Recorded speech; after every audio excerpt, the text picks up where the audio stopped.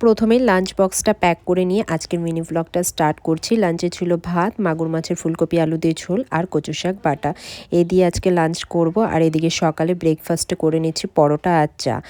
জানো তো, চা দিয়ে পরোটা খাওয়া বা রুটি খাওয়া আমি আমার বাবুর থেকে আর বম্মার থেকেই শিখেছি।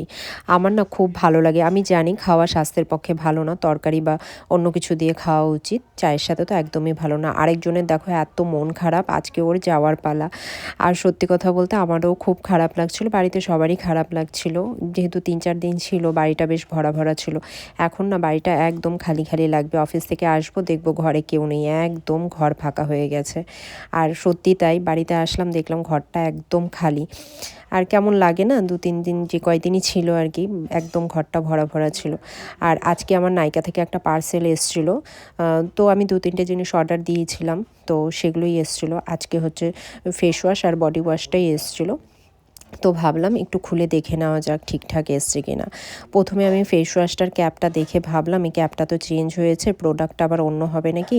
তারপর ইউজ করে দেখলাম না, যে সেম টু সেমই আছে, সবই ঠিক আছে, শুধু ক্যাপটা চেঞ্জ হয়েছে।